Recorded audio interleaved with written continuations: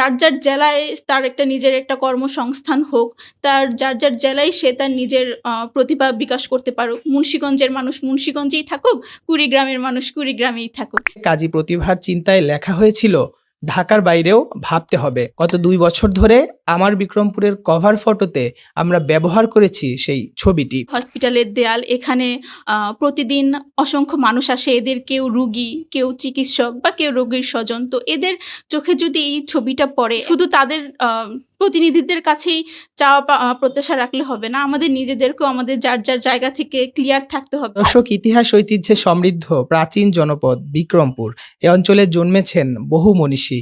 শিক্ষা, সংস্কৃতি, ক্রীড়ায় এ অঞ্চলের সুনাম শুধু দেশেই নয়, ছড়িয়ে আছে বহির্বিশ্বেও। প্রবাসীর পাঠানো রেমিটেন্স, মঠ, মসজিদ ও নদীর জনপদ মুন্সিগঞ্জ। আমরা শুনতে চাই সেসব, অনুভব করতে চাই আপনার কথা। শুরু করছি আমার বিক্রমপুরের নতুন আয়োজন পডকাস্ট আমার কথা। উঠে আসবে ইতিহাস, ঐতিহ্য, সমসাময়িক ঘটনা, সফল মানুষের গল্প, সংকট, সম্ভাবনা এবং সাধারণ মানুষের না বলা কথা। আপনার মতামত, অভিজ্ঞতা ও গল্পই আমাদের এই আয়োজনের প্রাণ।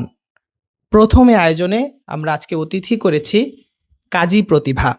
প্রতিভা, কেমন আছেন? জি, ধন্যবাদ। আমি আলহামদুলিল্লাহ ভালো আছি এবং আমি খুব আনন্দিত এবং গর্বিত বোধ করছি, কারণ আমার বিক্রমপুরের মাধ্যমে আমার মতো সাধারণ মানুষের চিন্তা, চেতনা, আশা, স্বপ্ন মুন্সিগঞ্জের সবার কাছে তুলে ধরা হচ্ছে। Thank you. ২৪-এর ছাত্র জনতার গণ অভ্যুত্থান পরবর্তী মুন্সিগঞ্জের দেয়ালগুলো ছেয়ে গিয়েছিল নানা রকম আকাঙ্ক্ষা আর প্রত্যাশার কথায়। তেমনই এক দেয়ালে কাজী প্রতিভার চিন্তায় লেখা হয়েছিল ঢাকার বাইরেও ভাবতে হবে। ঢাকার পাশের জেলা হলেও উন্নয়নে আমাদের এই জেলার করুণ হাল। কাজী প্রতিভার সেই লেখনী ভাবিয়েছে আমাদেরকেও। গত ২ বছর ধরে আমার বিক্রমপুরের কভার ফটোতে আমরা ব্যবহার করেছি সেই ছবিটি। আজকে আমরা জানতে চাইব এর পেছনের গল্প। শুরুতেই কৃতজ্ঞতা এবং ধন্যবাদ জানাচ্ছি কাজী প্রতিভা আপনাকে। আপনার চিন্তা থেকে এই যে ৪টি শব্দ ঢাকার বাইরেও ভাবতে হবে, এটা কিভাবে চিন্তা করলেন, কেন চিন্তা করলেন এবং আজও এই ৪টি শব্দ যে প্রাসঙ্গিক সেটা আপনি মনে করেন কিনা? ধন্যবাদ। ছবিটার কথা মাথায় আসছিল জুলাইয়ের ২৪শে আন্দোলনের পরে। আমাদের সকলেরই চিন্তা ছিল একটা নতুন একটা স্বপ্ন, নতুন একটা বাংলাদেশ গড়ার, নতুন আশা আকাঙ্ক্ষা। তো সেখান থেকেই এই চিন্তাটা আসে, কারণ পরিবর্তন সম্ভব। আমি এই ছবিটার কথা যখন ভাবি, তখন আমি কোনো রাজনৈতিক চিন্তা থেকে না, কোনো সরকারকে সমালোচনা করার জন্য না, বরং একটা ইতিবাচক প্রশ্ন মাথায় ঘুরপাক খাচ্ছিল যে আমরা কি এমন একটা বাংলাদেশ গড়ে তুলতে পারি না, যেখানে উন্নয়ন মানচিত্র হবে না, বরং উন্নয়ন সকল মানুষের কাছে পৌঁছায় যাবে। তো সেই প্রশ্ন থেকেই এই চিন্তাটা আসে যে ঢাকার বাইরেও ভাবতে হবে, কারণ ঢাকার বাইরেও বাংলাদেশ আছে। প্রত্যেকটা জেলা, উপজেলা, মানুষ সব মিলেই বাংলাদেশ, আমাদের স্বয়ংসম্পূর্ণ বাংলাদেশ। এই যে দেয়াল লিখন, দেয়াল অঙ্কন, এর মাধ্যমে আপনারা বেশ কিছু বার্তা সে সময় দিয়েছিলেন। এখন এসে কি মনে হচ্ছে যে এই বার্তাগুলো কি আবারও আপনাদের তুলে ধরতে হবে, না আপনারা ২ বছর আগে যে বার্তা দিয়েছেন সেই বার্তা আসলে আমাদের রাষ্ট্রের কাছে, আমাদের দায়িত্বশীলদের কাছে তাদের কানে পৌঁছেছে? কি মনে হচ্ছে এখন? দেখেন, কিছুটা তো ঘাটতি থেকেই যায়। এই এই চিন্তাটা যখন আসে, তখন আমরা বিশেষ করে আমি এভাবে ভেবেছিলাম যে এরকম কোনো একটা মেসেজ দেই যেটা সবসময়ের জন্যই প্রযোজ্য হবে। কারণ অনেকেই জুলাই থিমে তখনকার গণহত্যা বা আমাদের যারা সামনে লিড করছে, প্রোটেস্ট করছে, তাদের নিয়ে হচ্ছিল। কিন্তু পাশাপাশি সময়ে এটাও মনে হচ্ছিল যে এটা সামটাইমস লং টাইম পরে এটা কন্ট্রোভার্সিয়াল হয়ে যাবে কিনা বা একতরফা হয়ে যাবে কিনা। এখনও যেরকম এই জুলাইয়ের শহীদদের নিয়ে অনেকেই প্রশ্ন তুলে। তো এরকম একটা মেসেজ দিতে চাচ্ছিলাম যেটা সবসময় ৫ বছর পরে হোক বা ১০ বছর পরে হোক, সবসময়ের জন্যই কার্যকর হবে।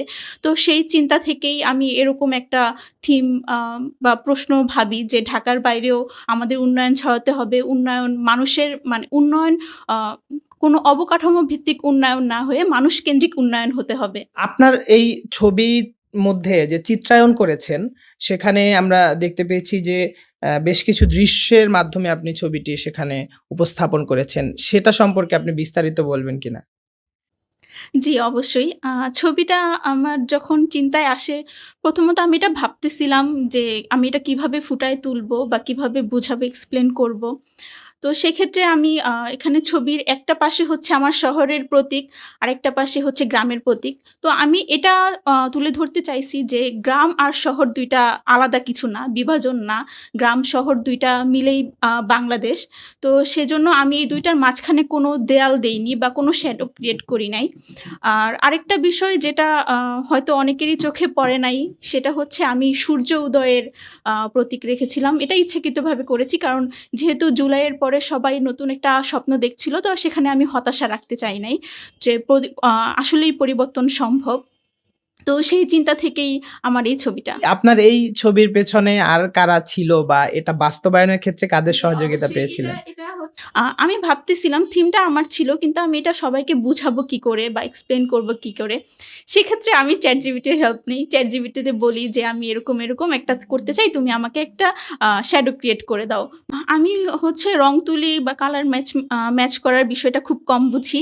তো আমি আ কনফিউজ ছিলাম। এজন্য ChatGPT তে দেই যে, "তুমি আমাকে একটা ছবি ক্রিয়েট করে দাও।" তো ওরা হচ্ছে আমাকে আমার থিম অনুযায়ী দেয়। কিন্তু সেখানে ছবিটা একটু ব্ল্যাক অ্যান্ড হোয়াইট ছিল। রঙের বিষয়টা খুব বেশি স্পষ্ট ছিল না। তো আমি আদৌ কিভাবে আঁকবো বা কাদের নিয়ে আঁকবো এটা সিওর ছিলাম না। তো ওদিন মুন্সিগঞ্জ লঞ্চ ঘাটেও কিছু ছবি আঁকা হচ্ছিল। আমি ওই লঞ্চ ঘাটে যাওয়ার জন্য যাচ্ছিলাম। সাথে আমার ভাগ্নি ছিল সাথিয়া। তো যাওয়ার সময় সদর হাসপাতালের দেয়ালে আমার ভার্সিটির পরিচিত একটা মেয়ের সাথে দেখা হয়, সামা। তো ওকে দেখে আমি ভাবলাম যে এখানে পরিচিত আছে, আমি এখানে নেমে যাই। পাশাপাশি হচ্ছে এটাও মাথায় আসছিল যে সদর হসপিটালের দেয়াল, এখানে প্রতিদিন অসংখ্য মানুষ আসে। এদের কেউ রুগী, কেউ চিকিৎসক বা কেউ রোগীর স্বজন। তো এদের চোখে যদি এই ছবিটা পড়ে, এক মুহূর্তের জন্যও পড়ে, তাদের হয়তো নতুন করে একটু চিন্তাভাবনা আসবে বা তারা নতুন করে একটু স্বপ্ন দেখবে। তো এখানে নামি। তো নামার পরে হচ্ছে সামার সাথে আরেকটা মেয়ে ছিল আলিফ। ওদের সাথে দেখা হয়। দেন আমরা ছবিটা হচ্ছে দেখাই। সুজানা বলে একটা মেয়ে ছিল। সুজানাকে দেখাই। সুজানা ছবিটা থিমটা খুব পছন্দ করে। আমরা সদর হাসপাতালের দেয়ালে আঁকলাম। তো আমি আর আলিফ আমরা ২ জন হচ্ছে স্কেচটা তুলি। দেন আলিফের রং সম্পর্কে খুব ভালো আইডিয়া ছিল। আলিফ খুব সুন্দর রং ম্যাচ করে দিচ্ছিল যে, "এইটার সাথে এই রংটা ম্যাচ করো, খুব সুন্দর আসবে।" তো ও রং ম্যাচ করে দিচ্ছিল। আমি, সামা, আমার ভাগ্নি সাথিয়া, আরেকটা মেয়ে ছিল আই থিংক ওর নাম তানহা, আমার খেয়াল নাই। তো আমরা এই কয়জন মিলে ছবিটা আস্তে, আস্তে রং করি। ২ দিন লাগলো। একদিন মাঝখানে খুব বৃষ্টি হলো। বৃষ্টির মাঝখানে আমার আরেক ভাইগনা মাহির ও আয়শা করে দেয়, উপরে পর্দা দিয়ে দেয় যাতে ছবিটা নষ্ট না হয়। তো ওদের সাহায্যেই আমি এই ছবিটা আঁকি। বিশেষ করে আলিফকে অনেক, অনেক ধন্যবাদ। ও যদি আমাকে রঙের ব্যাপারে সাহায্য না করতো বা বিষয়টা তুলে না ধরতো, তাহলে হয়তো এতটা সুন্দরভাবে এটা রিফ্লেক্ট হতো না। বা আজকের দিনে এই যে আমি যেটা আ চাইছি যে সবার মাঝখানে এটা একটু নজর কাড়ুক বা সবাইকে নতুন চিন্তাভাবনা, তার ফলাফল স্বরূপই হয়তো আমি আমার বিক্রমপুরের মাধ্যমে আমি এখানে আজকে। এই যে আমরা আপনার ছবি ব্যবহার করছি ২ বছর ধরে, আপনি এটা কবে দেখলেন যে আপনার ছবিটা এখানে আছে? আপনি কি এর আগে দেখেছেন না আমরা এই আপনার সাথে যোগাযোগ করার পরে দেখেছেন? এটা যখন আমার বিক্রমপুর তাদের কভার ফটোতে ব্যবহার করে, তখনই আমার বন্ধু-বান্ধব, রিলেটিভস ওরা সবাই আমাকে এটা নক করে। ওরা আমাকে কংগ্রাচুলেশন জানায়। ইভেন আমিও খুব বেশি খুশি হই। আমি আমার Facebook প্রোফাইলে ওইটা পিন করে রাখি। এখন পর্যন্ত ওইটা আমার প্রোফাইলে পিন করা আছে। কারণ যেহেতু ছবিটা আমি সেভাবে কখনো প্রফেশনালি বা সিরিয়াস হয়ে আঁকি নাই। এভাবেই জাস্ট শখের বশে মাঝেমধ্যে রুমে দরজা-টরজা লাগিয়ে আঁকতাম। তো সেক্ষেত্রে সেখান থেকে এটা এভাবে একটা সম্মান পেল। আমার জন্য আমি এভাবে একে কখনো এর বেশি খুশি হই নাই। অনেক, অনেক ধন্যবাদ। এই আমাদের প্রতি আপনার প্রত্যাশাটা কি আসলে? এই আমরা আমার বিক্রমপুর গণমাধ্যম হিসেবে কাজ করছি মুন্সিগঞ্জে ২০১৫ সাল থেকে। আমাদের পাশাপাশি এখানে আরো অনেক গণমাধ্যম কর্মী রয়েছেন। তাদের কাছে আপনাদের বা আপনার প্রত্যাশাটা কি? বা কেমন দেখেন এই মুন্সিগঞ্জের গণমাধ্যমের অবস্থা বা সাংবাদিক যারা আছেন তাদের দায়িত্বশীলতার জায়গা এই বিষয়গুলো সম্পর্কে আপনারা কতটুকু সচেতন বা আপনারা কেমন খোঁজ খবর রাখেন? আমাদের মুন্সিগঞ্জ খুবই ছোট একটা জায়গা। কিন্তু এখানে সম্ভাবনার কোনো অভাব নেই। এখানে আপনি শুরুতেই বললেন যে এখানে নদী আছে, ইতিহাস আছে, সমৃদ্ধ আছে, কৃষি ব্যবস্থাপনা আছে। তো সবকিছু আমাদের থাকা সত্ত্বেও আমরা কেবলমাত্র সুযোগ বন্টনের অভাবে আমরা সেটাকে কাজে লাগাতে পারছি না। তো আপনাদের এই ক্ষুদ্র, ক্ষুদ্র প্রচেষ্টায় যদি আমাদের এই তরুণ প্রজন্ম কিছু সুযোগ সুবিধা পায় বা তাদের প্রতিভার বিষয়গুলা সবার সামনে তুলে ধরতে পারে, সেটা সর্বোপরি আ উম আমাদের জেলা থেকে ওই ব্যক্তির নিজস্ব স্থান থেকে শুরু করে সর্বোপরি আমাদের উপজেলার জন্যই সেটা কল্যাণ বয়ে আনবে। আমাদের জেলার সবার সামনে প্রতিফলিত হবে। এই যে আপনাদের যে দেয়াল অঙ্কনের মাধ্যমে বার্তা দেয়া, সেই বার্তাগুলো এখন যারা জনপ্রতিনিধি হিসেবে এখানে দায়িত্বে আছেন, মুন্সিগঞ্জের ৩ টি সংসদীয় আসন এবং প্রশাসনিক পর্যায়ের যারা আছেন, তাদের প্রতি আসলে এই মুহূর্তে এসে ২ বছর পরে এসে গণ-অভ্যুত্থান পরবর্তী সময়গুলো পার করে এসে এই মুহূর্তে কিছু বলার আছে কিনা? পুরনো প্রেক্ষাপট, বর্তমান পরিস্থিতি এবং ভবিষ্যৎ, এই ৩ টি মিলিয়ে কি বলতে চান তাদের উদ্দেশ্যে? আমরা আ আমরা অনেক সময় ভাবি যে উন্নয়ন হয়তো শুধু অবকাঠামোমূলক উন্নয়ন। আ একটা রাস্তা হলো, একটা সেতু হলো। আ হ্যাঁ, অবশ্যই এগুলা প্রয়োজন।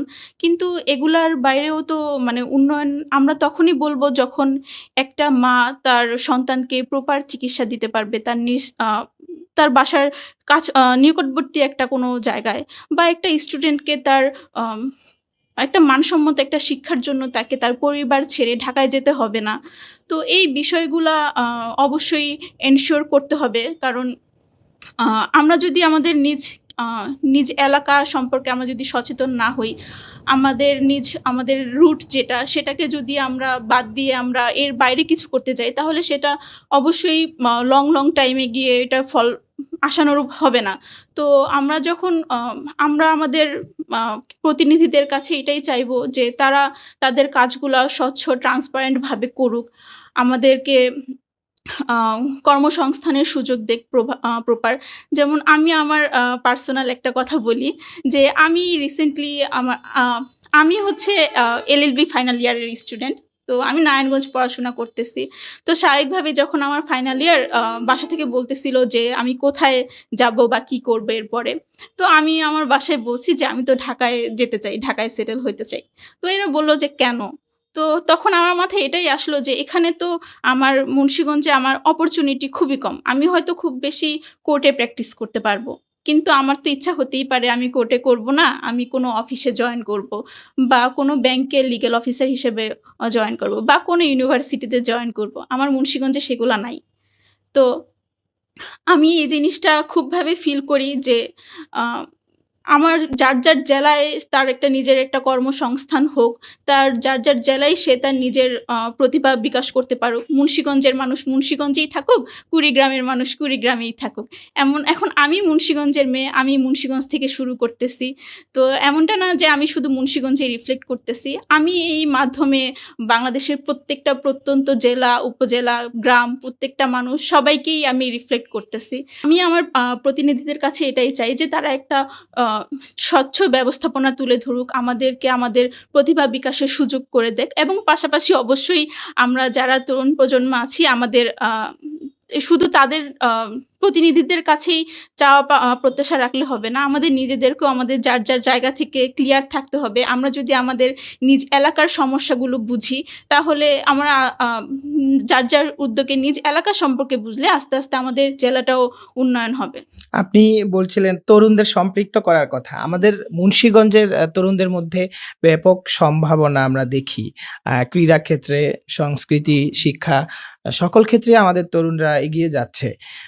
আর তাদের প্রতি আপনার কোনো পরামর্শ আছে কিনা? বা আপনি কেমন দেখেন এখন মুন্সিগঞ্জ থেকে প্রচুর তরুণরা বিদেশ প্রবণ। তারা কোনোমতে মাধ্যমিক পর্যায়ে পার হওয়ার পরেই আসলে বিদেশে যাওয়ার জন্য খুব বেশি আগ্রহী হয়ে ওঠে। এবং এই যে বিদেশ যাত্রা, সেই বিদেশ যাত্রা যে খুব সুখকর তাও কিন্তু না। বাংলাদেশের যে ১০ টি জেলা থেকে অসৎ উপায়ে বিদেশে যায়, সেগুলোর মধ্যেও শীর্ষে মুন্সিগঞ্জ। অর্থাৎ এই জেলা থেকে প্রচুর মানুষ বিদেশে যায় কিন্তু তাদের কোনো ডাটাবেজ নেই। সেটার কারণ হচ্ছে এখান থেকে প্রচুর মানুষ অবৈধ পথে বিদেশে যায়। সবকিছু মিলিয়ে এই তরুণদের প্রতি আপনার কিছু বলার আছে কিনা? আ আমাদের তরুণ সমাজ এখন বিদেশমুখী হচ্ছে এটা ঠিক। আ এর কারণ হচ্ছে আমরা আ দেশে আমাদের প্রপার আম প্রবাবিলিটিস আমরা রিফ্লেক্ট করতে পারি না। আমরা আমরা দেখা যাচ্ছে আমরা বিষয়ে পড়াশোনা করতেছি, ওইটার প্রপার ইমপ্লিমেন্টেশন বা ওই বিষয়ে আমি একটা প্রপার সেক্টর পাচ্ছি না, যেখানে আমি আমার মেধা বা আমি যে এত বছর পড়াশোনা করলাম সেটার একটা আ প্রতিফলন দেখাতে পারবো। আমাদের সেই সেক্টরগুলা হচ্ছে না, বা হলেও সেটা খুবই আম খুবই সীমিত আকারে, বা আমাদের তেমন সুযোগ সুবিধা দিচ্ছে না। যার কারণে মানুষ বাধ্য হয়েই তারা বাইরে যাচ্ছে তাদের জীবন জীবিকা একটু স্বাভাবিক করার জন্য, একটু সুন্দর করার জন্য, একটা স্বচ্ছ জীবন লিড করার জন্য। তো সেক্ষেত্রে হচ্ছে যেহেতু আমাদের প্রপার সুযোগ সুবিধার বন্টন হচ্ছে না, তাই তারা বিদেশমুখী হচ্ছে। এই ক্ষেত্রে আমাদের কিছু করণীয় আছে বলে আপনি মনে করেন কিনা? আচ্ছা, এই সমস্যাটা তো শুধু যে আমরা ঢাকার পাশের জেলা হিসেবেই যে এই সমস্যাটা এরকমটা না। আমার মনে হয় দূরত্ব কোনো ম্যাটার না। কারণ আ আমরা এটা ভাবতেছি যে যারা ঢাকা থেকে অনেক, অনেক দূরে জেলাগুলা, তারা হচ্ছে হয়তোবা এটা পিছিয়ে থাকতে পারে। তাদের জন্য এটা স্বাভাবিক। কিন্তু তারা যেরকম পিছিয়ে আছে, আমরা ঢাকা থেকে মাত্র ২৫ কিলোমিটার দূরে। আমরাও সমানভাবে পিছিয়ে আছি। তো এটা ঢাকার কাছে বা দূরে এটা কোনো ফ্যাক্টর না। যে বিষয়টা হচ্ছে যে ঢাকার মানুষ বা ঢাকার বাইরের মানুষ, তাদের স্বপ্ন কিন্তু একই। তাদের স্বপ্ন আলাদা না। কিন্তু যখন আমরা সুযোগটা পাচ্ছি না, তখন এখানে একটা পার্থক্য তৈরি হচ্ছে। আমাদের এখানে নানা রকম সম্ভাবনা আমরা দেখি। বিশেষ করে আপনি যে অঞ্চলে বেড়ে উঠেছেন রামপাল, বর্জ্যযোগিনী, এই অঞ্চল আসলে কৃষি সমৃদ্ধ এবং এখান থেকে একসময় বহু কৃষি পণ্য বাইরের দেশে রপ্তানি হতো। এখন সেটার হার কমে গেছে। পাশাপাশি আমাদের মুন্সিগঞ্জ আলু ভিত্তিক অর্থনীতির অঞ্চল। এখান থেকে একসময় বহু পরিমাণ আলু বাইরের দেশে রপ্তানি হতো। এখন আমরা প্রতি বছর কৃষকের কাছ থেকে অভিযোগ পাই যে তাদের বিপুল পরিমাণ লোকসান হচ্ছে এবং তাদেরও একটা দাবি যে এই কৃষি পণ্য বাইরের দেশে রপ্তানি যাতে বাড়াতে হয়। আপনি এই কৃষি ছাড়াও আর কি সম্ভাবনা দেখেন যেগুলো আমরা আসলে ব্যবহার করতে পারি, আমাদের ব্যবহার করা উচিত? রামপাল মূলত কৃষিপ্রধান এলাকা। এখানে প্রচুর কৃষি জমি আছে। কিন্তু এখানে আম প্রথমত যেটা আমাদের কৃষিকাজের ফলে কৃষক যেই উৎপাদনটা করছে, আমাদের এই কৃষি পণ্যগুলো প্রপার একটা জায়গায় যাওয়ার আগেই, বা একটা পর্যাপ্ত মুনাফা পাওয়ার আগেই এই পণ্যগুলো আমাদের বাজার পর্যায়ে ৩য় ব্যক্তির মাধ্যমে অনেকটাই আ এফেক্টেড হয়ে যায়। যার কারণে আমাদের যেই কৃষকরা আছে, তারা প্রপার তাদের মূল্যায়নটা পায় না। তো এটা একটা সমস্যা হচ্ছে, যার কারণে আমাদের কৃষি ক্ষেত্রগুলো খুবভাবেই আ বেড়ে উঠতে পারছে না।